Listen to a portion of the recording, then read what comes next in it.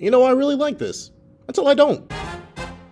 Before we hop into this review of WandaVision, please do me a favor and leave a like, drop your own thoughts on WandaVision in the comment section down below, and subscribe if you haven't already. Now, let's get into it.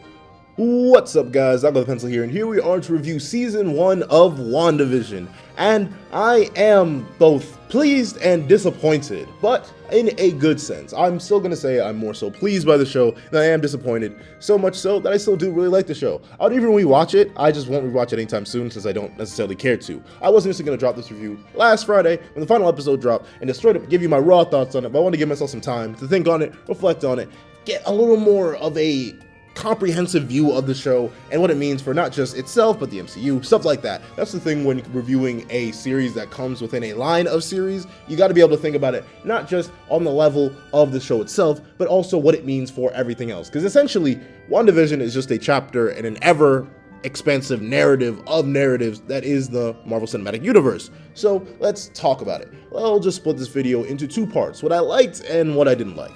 So let's start with the positive, what I did like. I love Wanda in this show. Wanda feels like a really human character in this show, in the sense that she suffers a lot, and she has realistic reactions to her suffering, and realistic reactions to her suffering that affect her powers in an interesting way. And I like that a lot. I do tend to enjoy when characters who have gone through traumatic events actually have to deal with the traumatic events rather than them just becoming a part of the background. So her loss of vision, as much as I think the relationship is rushed within the MCU itself, was good enough in the show that it was used well enough as a plot point to explain why Wanda is the way she is, and I think that works perfectly fine. I think she does a great job of being who she is, what she is, and how she is. Spoilers for all of WandaVision, by the way. I don't think I have to warn you of that, but I just thought of that. So spoilers for everything. But Wanda works extremely well, and one of the other things that I like a lot about the show is Wanda's backstory. By revealing it to us through the episode where we see where Wanda gets all these ideas from, all these ideas of happiness and the sitcom lifestyle, and every issue gets solved up nice and neat in 30 minutes, all that, it felt really cool. It felt good to see where Wanda gets this idea from, because for the longest, I had no idea where this came from. I didn't remember her watching sitcoms in Civil War, I didn't remember her watching sitcoms in Age of Ultron, obviously, and I don't know, I don't remember her watching sitcoms in Infinity War either. So it felt like, really, when I first saw the show and the premise of it, this felt completely random and out of nowhere, but given the backstory, I can perfectly understand it now, and I like the backstory. And while it does technically retcon Wanda to always having powers, I'm perfectly fine with that. Makes it work.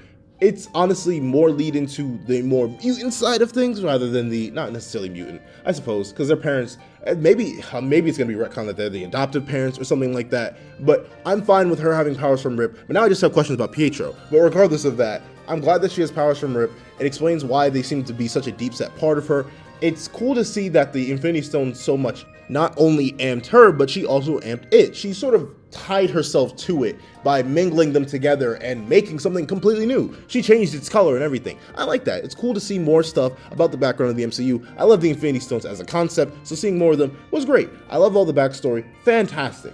I do like Paul Bettany's performance in this show for the most part. I do think the sitcom nature is corny, but it's great to see him act like that. Honestly, due to him playing Vision, obviously, we never get to see much of Paul Bettany just being a regular dude as Vision, and whatever I get of that, I love it. It's great. And the final fight with him and Vision talking to each other, the two Visions, obviously going into his quote about working with an actor he's never worked with before, I find that cool. The Ship of Theseus, it's cool stuff like that rather than the battle ending in this big massive fist fight where one Vision finally destroys the other, it's an actual conversation. I like stuff like that. Honestly, would have preferred if that happened with Wanda and Agnes too, where they come to a mutual agreement to help each other rather than just Wanda locking Agnes away. But regardless of that, I think that's cool. I think that's great. And speaking of Agnes, I think she's cool too. I love Agnes in this series. I don't know. I think she's corny at first, but she's the funny kind of corny. Like, I actually enjoyed Agnes's scenes even before the reveal, and of course, it was Agnes all along. Was a bop, like 100%. I was breaking it down to that,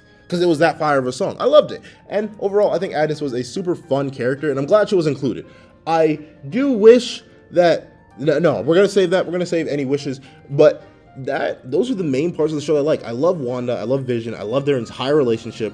I love the interactions that the entire Hex has. I love the mystery that the show initially has, and goes just to build on more and more. The questioning of whether Wanda's at fault, whether she knows or she doesn't know, what the entire point of it is. I love all that. I love pretty much a lot of stuff about WandaVision, and it really backpacks the entire show for me. However, fortunately, I do not have all positive things to say, and let's talk about some negative things. So, I don't like any of the side characters.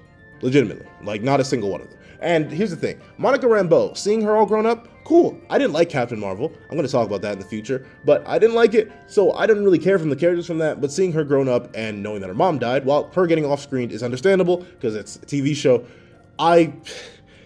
while her backstory was fine, I think it was cool. She herself was not interesting enough as a character, and her getting her photon powers from this, that literally just felt like an excuse. Like, we need to make Monica Rambeau photon somehow, so we're just going to use Wanda, because why not? Somehow going to the Hex twice gives you superpowers, change you on a molecular level to the sense that you suddenly have light, super, it's dumb. To me, I didn't like that.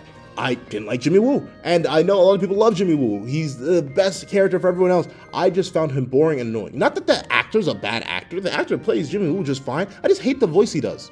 And he honestly, he just isn't there for much. Like, legitimately, he's there for Quantico. He's the FBI guy and stuff like that. Like, he does a fine job of what he does. I just don't like his character. Hate Darcy. Hate her.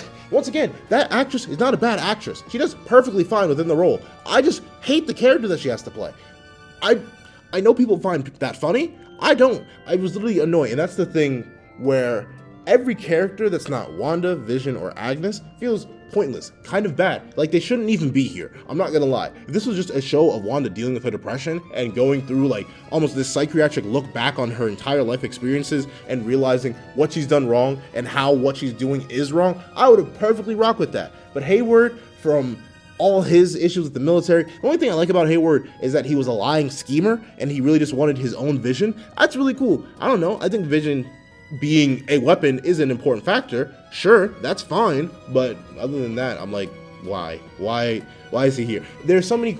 That's the main issue I have with a lot of this show. Why is he here? Why are you here?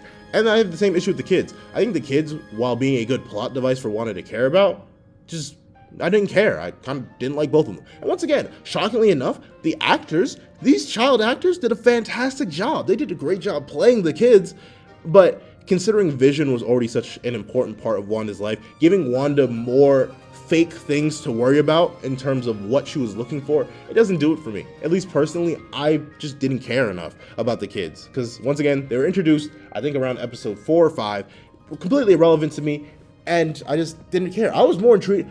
Everyone's saying that the two kids were like part of Mephisto, just like in the comics. That was what intrigued me the most about the kids. I didn't necessarily care for the kids as characters, and especially since they literally just disappeared at the end because they weren't real. That's the thing. I couldn't get invested into anything that was really fake except for Vision. And luckily enough, Vision got reincarnated kind of, in a way, through the actual Vision that came back and then flew off at the end. So we know that there is a Vision with memories of Wanda that exists in the world, and I'm perfectly fine with that. That means that all the Vision we got in WandaVision Season 1 is going to last to the future, but that means everything else that was fake I just didn't care about. And I did feel bad for like the people in the town that Wanda kidnapped, but not enough. Like, that's the thing. The town was basically just dressing to the rest of the show, and that's perfectly fine. That's literally what it was supposed to be.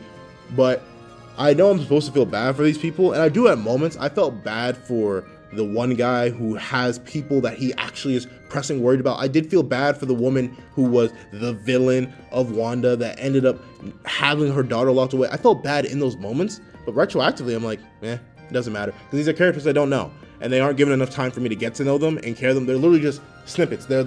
That's literally the writers of the show holding a knife to my back and being like, care, boy, care. And you sold me on the fact that Wanda wasn't morally pure when she kidnapped an entire town. I don't care if it was subconscious. I kind of agree with Hayward. Wanda's kind of messed up person for that. But other than that, that's really the main issue. I know those sound like massive main issues, like, oh, well, you don't care for majority of the side cast. You only like the main trio. And Agnes wasn't even really a main trio member until like the last 3 episodes. And that's right. Y'all spitting facts. I still give the show a solid 7. Yeah, a solid 7 to 8 out of 10. Mainly because I love all the stuff we learn about Wanda. Wanda it's really Wanda. Like, this isn't really WandaVision. Vision gets some character, but it's mainly just Paul Bettany just having a good time, which I like to see. That's the thing. I think as a person who acted in the past and still wants to act, I can say that every single actor, from the children to the adults, did a fantastic job. They were hamming it up. They were having a good time. Elizabeth Olsen was going off as Wanda. I'm so amazed by her performance and the different levels to it. I love that. I think Paul Bettany, just seeing him in this different role with the same character, this different kind of portrayal, I love seeing all of that. But there were just some problems that I didn't like.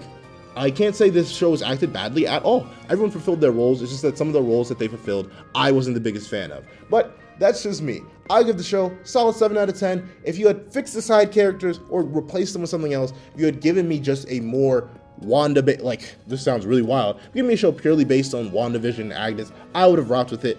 I like the dark implications of Wanda by the end of the show, that she's literally diving fully on into the Scarlet Witch idea, that she is a witch, that she is perfectly evil. Well, not perfectly evil, but she is going to more research into her powers and figure more about them out and maybe become a villain. If Wanda's our endgame villain for Phase 4, I can rock with that. I can literally rock with that. I don't know. I'm kind of feeling it. You know what I'm saying? Like, I would love to see that. That's the thing. WandaVision gave me so much that I'm excited to see. As much as I don't like Monica Rambeau in the sense of how she got her powers and what her role was within the narrative, I'm cool to see where she goes with that. Do I think she'll be important? Yeah, probably. She's probably going to be in the new Avengers. Can't wait to see what her powers actually are rather than this little snippet we get, this little flash forward conclusion. The Skrulls didn't really excite me at the end. I don't really care. But the implications of Wanda, those excite me a lot. The implications of Vision being out in the world, they excite me a lot. All this, the show gave me a lot of excitement for the future while being good in of itself and focusing on WandaVision and Agnes and being a good lead up to what came before, like the stuff that happened after the blip or after the snap, all the stuff like that. I love all of it. Really, really good. Still, I have my problems with it. But what do you think about WandaVision? Do you think it was good? Do you think it was bad? Did you even watch it? All of that, drop in the comment section down below. Please tell me. I'd love to have a discussion on WandaVision. But regardless of that, thank you guys so much for watching. Please remember to like, share, comment, and subscribe. And I hope you guys have a wonderful day. This is That Guy with the Pencil, writing off.